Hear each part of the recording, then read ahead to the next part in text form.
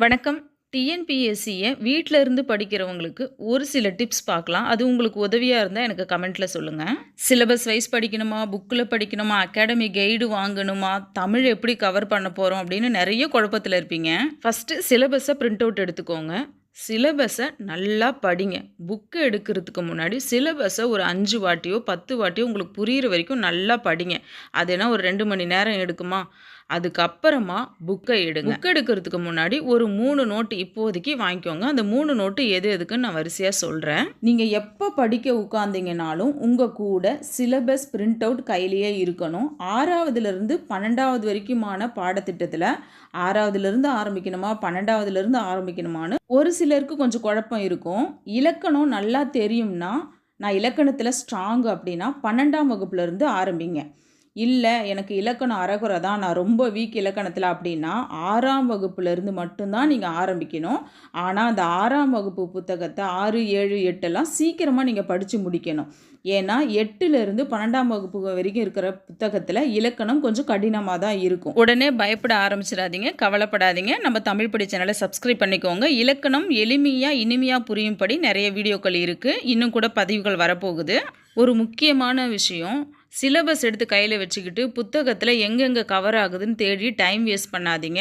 படிக்க ஆரம்பிச்சிருங்க. படிக்கும்போது ஆட்டோமேட்டிக்காக தானாக சிலபஸ் கவர் ஆகிடும். ஆனால் சிலபஸை தெரிஞ்சிக்காமல் இருந்துடாதீங்க. சிலபஸ் உங்கள் கையில் இருக்கணும். புத்தகத்தில் படிக்கும்போது எங்கே வருதுன்னு நோட் பண்ணிக்கணும். நீங்கள் அந்த புத்தகத்தை படிக்கும்போது எப்படி படிக்கணும் அப்படின்னா, டிஎன்பிஎஸ்சி எக்ஸாமில் உங்களுக்கு 4 ஆப்ஷன் தருவாங்க ஒரு கேள்விக்கும்.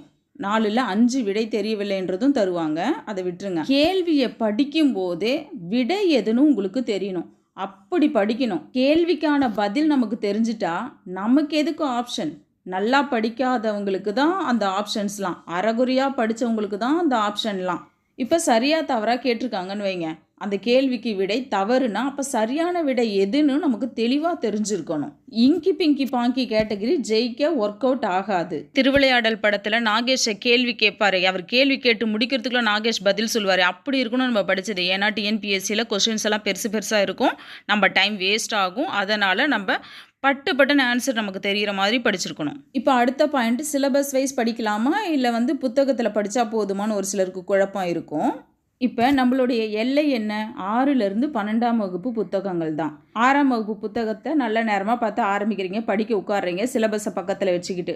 முதல் பாடத்தை படித்து முடிச்சிட்டிங்க. அப்புறம் பின்னாடி புக் பேக் இருக்கும் இல்லையா? அப்போ அந்த புக் பேக்கை எழுதுறீங்க. ஏன்னா அந்த பாடத்தை நீங்கள் தான் படிச்சிட்டிங்க. அப்போ புக் பேக் ஆன்சர் எல்லாம் உங்களுக்கு நல்லா தெளிவாகவே தெரியும். தெரியலன்னா அந்த நேரத்துக்கு யூடியூப்பில் பார்த்துருங்க. பார்த்து முடிச்சோடனே ஃபோனை வச்சிடணும். இப்போ இந்த புக் பேக்கில் பிரித்து எழுதுக இருந்ததுன்னா அது அழகு 1 அப்படின்னு மார்க் பண்ணிக்கோங்க. அகரவரிசை இருந்ததுன்னா அது அழகு 1, அது அழகு எத்தனை அப்படின்றத பார்த்துட்டு மார்க் பண்ணிக்கோங்க. சிலபஸ்லையுமே ஹைலைட்டர் வச்சு ஹைலைட் பண்ணிக்கோங்க. எந்தெந்த அழகுலாம் நமக்கு கவர் ஆகுது அப்படின்றது நமக்கு தெரியும். புத்தகத்தை எடுத்தாலும் நமக்கு தெளிவாக இருக்கும். கடைசியாக படித்து முடிக்கும்போது எல்லாத்தையுமே நம்ம கவர் பண்ணிட்டோமான்றது தெரியும். சிலபஸில் பார்த்தாலும் தெரிஞ்சிடும், புத்தகத்தில் பார்த்தாலும் தெரிஞ்சிடும். நமக்கு ஒரு பயமே இருக்காது. நீங்கள் யூடியூப் எவ்வளோதான் வீடியோ பார்த்துட்டே இருந்தீங்கனாலும், புத்தகத்தை படிக்காமல் சிலபஸ் வைஸ் பார்த்துட்டே இருந்தீங்கனாலும் அது ஓட்டப்பானையில் நீர் நிரப்பின கதையாக தான் நமக்கு ஒரு பயமாகவே இருந்துகிட்டு இருக்கும். நம்ம படித்து முடிச்சிட்டோமா இல்லையான்னு நமக்கு ஒரு கான்ஃபிடென்ட் இருக்காது. 3 லாங் சைஸ் நோட்டு புதுசாக வாங்க சொன்னேன் இல்லையா? அதில் ஒரு நோட்டு எடுத்திங்கன்னா நீங்கள் படிக்க உட்கார்ந்தீங்க இல்லையா? அப்போவே புத்தகத்தில் அந்த பாடத்தை படிக்கும்போது அந்த பாடத்தினுடைய பேரை அந்த நோட்டில் எழுதிக்கிட்டிங்கன்னா அந்த பாடத்தில் முக்கியமான பாயிண்ட்ஸ் எல்லாம் புத்தகத்துலேயுமே நோட் பண்ணிக்கோங்க. பேனாவிலையோ பென்சில்லையோ ஹைலைட்டர்லையோ. ஆனால் நீங்கள் நோட்டுலேயுமே முக்கியமானதை எல்லா நோட்ஸையுமே எழுதணும். ஏன் நாங்கள் தான் புக்கில் ஹைலைட் பண்ணிட்டோமே, அப்புறம் எதுக்கு எழுதணும் அப்படின்னு கேட்டிங்கன்னா, நீங்கள் எழுதுனீங்கன்னா இன்னும் 2 தடவை படித்ததுக்கு சமம். நீங்கள் எழுதாமல் மட்டும் விடவே கூடாது. அந்த சோம்பேறித்தனம் மட்டும் இருக்கு இல்லையா? அது ஒரு மிகப்பெரிய தடைக்கல்.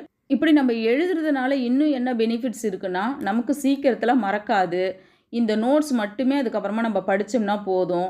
நீங்கள் ரிவைஸ் பண்ணும்போது எக்ஸாமுக்கு ஒரு 1 மந்த்துக்கு முன்னாடியோ இல்லை 2 மந்த்துக்கு முன்னாடியோ நீங்கள் ரிவைஸ் பண்ணும்போது புக்ஸ் எல்லாத்தையும் அடுக்கி வைங்க. நீங்கள் எடுத்த நோட்ஸ் எல்லாம் அடுக்கி வைங்க. எது வெயிட்டேஜ் அதிகமாக இருக்குன்னு பாருங்கள். 2வது நோட்டு புக் பேக்கில் முக்கியமான பாயிண்ட்ஸ் மட்டும் எழுதுறதுக்கு வச்சுக்கலாம். ஒரு நோட்டு லெசன்ஸில் இருக்க முக்கியமான பாயிண்ட்ஸு, இன்னொரு நோட்டு புக் பேக்கில் இருக்கிற முக்கியமான பாயிண்ட்ஸு. இப்போ 3வது நோட்டு எடுத்துக்கிறோம். சிலபஸ் எடுத்துக்கிறோம். புத்தகத்தில் படிக்கும்போது புக் பேக்கில் அகரவரிசை வருது. அந்த அகரவரிசை அலகு 2ல் வருது. அந்த புக்கில் அலகு 2ன்னு மார்க் பண்ணுறோம். இங்கே சிலபஸில் ஹைலைட்டர் வச்சு மார்க் பண்ணுறோம். நம்ம இந்த அகரவரிசையை பார்த்துட்டோம் அப்படின்றது தெரியணும். ஏன்னா எல்லா பாடத்துலையுமே வரும். ஆனால் இது எத்தனாவது அலகுல இருக்குன்றது நமக்கு தெரியணும் இல்லையா? நோட்லையும் நம்ம இந்த முக்கியமானது எல்லாத்தையுமே எடுத்து எழுதி வைக்கிறோம். எழுதுறதுக்கு சோம்பேறித்தனம் படவே படாதீங்க.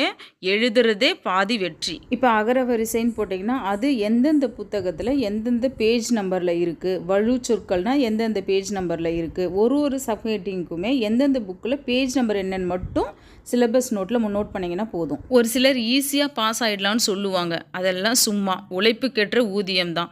ஒரு புத்தகத்தை நீங்கள் 15லேருந்து 20 தடவை கண்டிப்பாக படிச்சிருக்கணும்.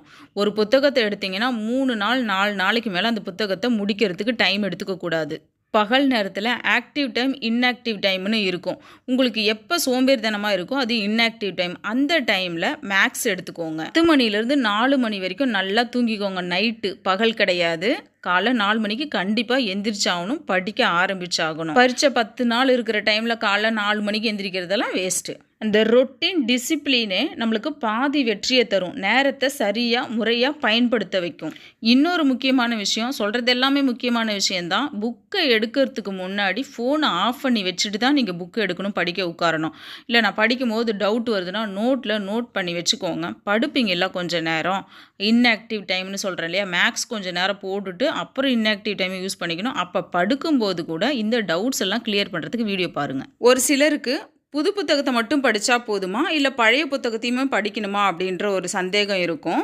நீங்கள் பழைய புத்தகத்தையும் படிச்சுக்கிட்டிங்கன்னா ரொம்ப ரொம்ப நல்லது. கண்டிப்பாக பழைய புத்தகத்தையும் படிக்கணும். இப்போ நீங்கள் பார்க்குறது முதுமொழி காஞ்சி அலகு 7ல் வருது.